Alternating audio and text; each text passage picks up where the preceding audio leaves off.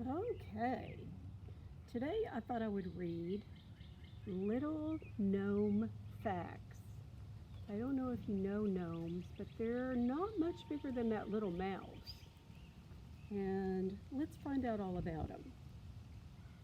If you do not look carefully, you will fail to see a hare in a meadow or a deer in a forest.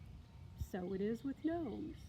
You may not see them, but they are right there. All right. So there he is out in the forest. You can see how tiny he is. He's watching over the river, isn't he? An adult male gnome is about 6 inches tall without his red cap, which he hardly ever takes off. He weighs about 10.5 ounces and lives to be about 400 years old. So there he is being weighed. And 10.5 ounces is not very much, just like 6 inches is not very much, is it? Not much is known about the adult female gnome because she's very shy. Her weight, however, is about 8 ounces, or about as much as that of a hamster. So that's good to know. She's about the same weight as a hamster. Though they are small, gnomes are very sturdy. In fact, they are 7 times as strong as a man. For exercise, a gnome will sometimes lift up a fallen tree. Wow. Can you imagine him being that strong and being so little? There's a little bug down there and a little bird, and you can see he's just not much bigger than those two guys. When a male gnome is about 100 years old, he begins to look for a plump lady gnome to marry. After a simple marriage ceremony and a dinner party, the newlyweds leave on their honeymoon trip. So you can see there they are leaving for their honeymoon trip. During their honeymoon trip, the couple spend the nights camping out. That's cool. Either in hollow tree trunks, rabbit holes, or sometimes in an empty bird's nest. So that's the little bird's nest, and you can see just the tops of their hats, can't you? On their way home, they pay a visit to the Gnome King and Queen, who wish the newlyweds much good luck and happiness. So there they are with the king and the queen.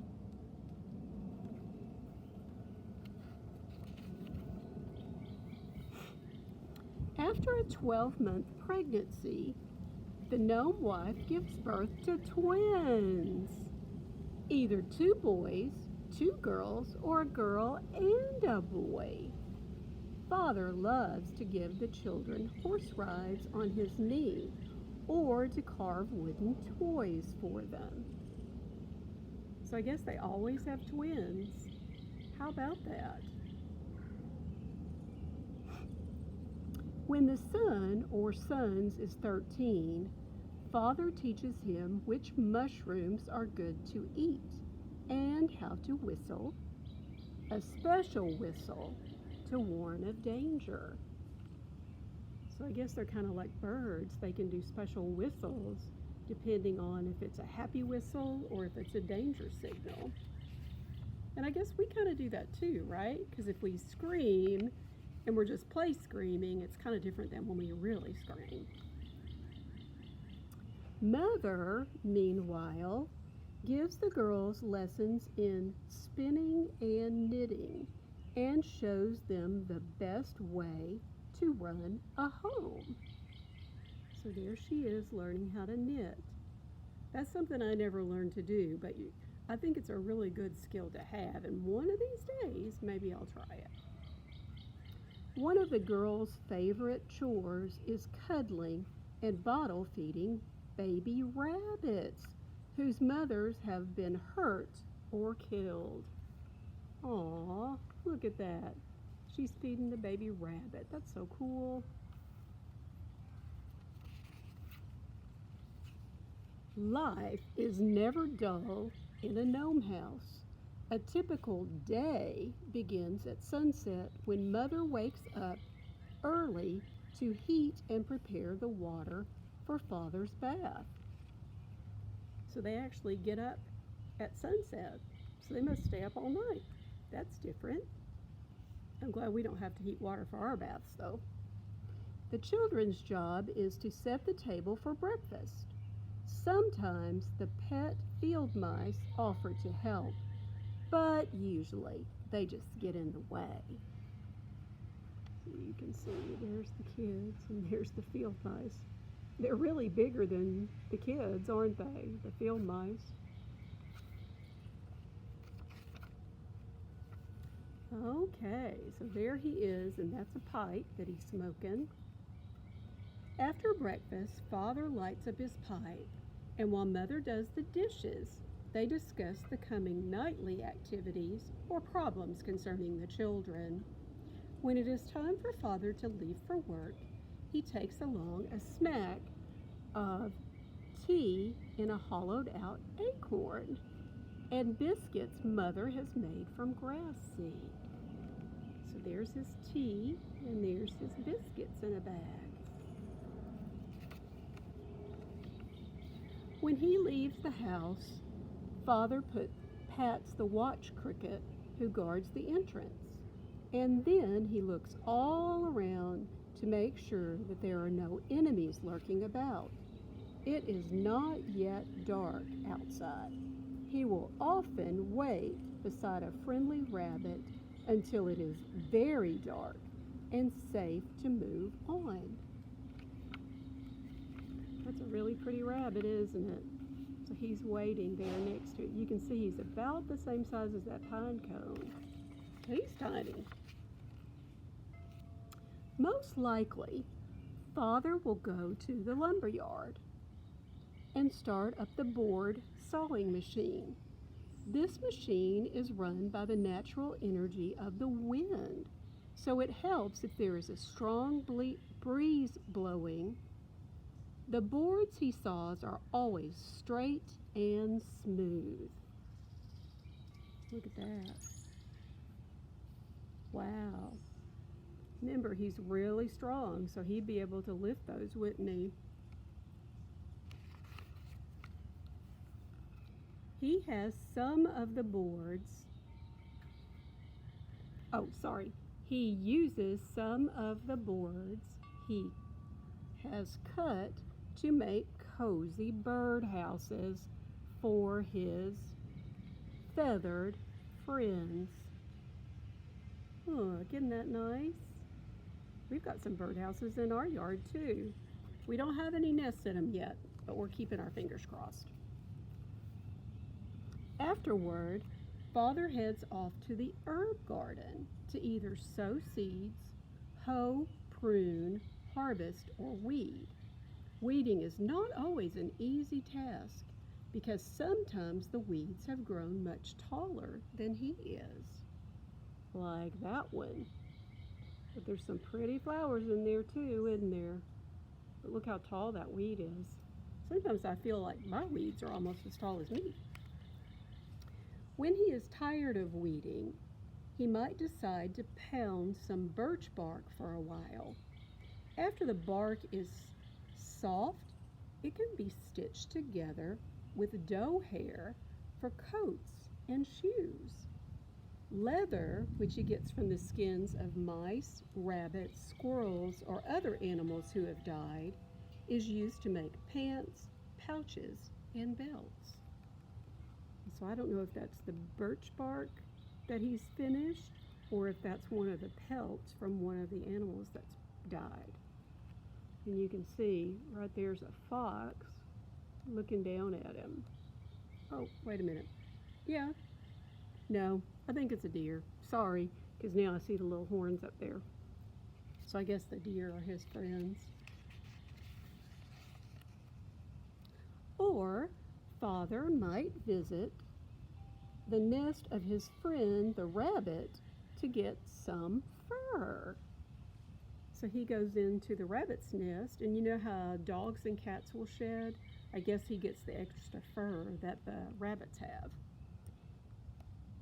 The fur for weaving into wool. The rabbit always lets the gnome have as much fur as he needs. Stray pieces of sheep's wool found blowing in the fields or caught on barbed wire fences are used for making heavy blankets and sweaters. So there he is collecting it out of the barbed wire. And that could have been blown from the sheep because they're real woolly too, or the sheep could have gotten close and it, you know, like when you get your hair stuck on something. Mother dyes the wool red, yellow, or blue and sews it into clothing for the whole family. So there she is. That's a red piece. And up here it looks like she's got yellow pieces, and that's a vat of yellow dye. And then down here she's got blue. And she could put what colors to make green? Do yellow and blue make green? I think so. And then yellow and red make orange, so she's probably got some of those colors too. After all the chores are done, there is still time for some real fun. The twins use the winged seeds of the maple tree to play at being dragonflies. That's cool. I'm sure you've seen those floating in your yard or somewhere, but I don't think they would quite fit us as wings, do you? Father prefers to swing because it helps to think clearly when he has a difficult problem to solve. Well, that's a cool idea. We all need a place that we can go and think, don't we? And a swing would be really cool. Sometimes a group of fathers will get together for a game of tug of war. So you see twos on one side and twos on the other side, and they try to see who can pull each other across a line. Or maybe even hide and seek. But watch out! Hiding in the bushes can be dangerous if a hungry cat is in there. So to the cat, he probably looks just like a little mice or a little bird or something like that, right? You can see his eyes. I hope it's getting a little bit glare, I think. I may have to readjust. But anyway, I hope you get a chance to see it a little better. I'm starting to get the sunshine. The children are so busy flying bumblebee kites and skipping rope that they hardly notice the sun coming up. Mother has a hard time calling them inside for supper. So that's like when we're outside playing and our mothers want us to come in at sunset so that we can have our supper. You can see they're really busy flying their kites and skipping rope.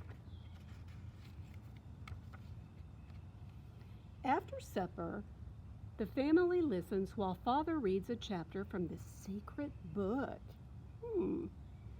Then, as the sun rises higher in the sky, everyone rubs noses, hops into bed, and whispers, Schlitschweitz? I hope I said that right.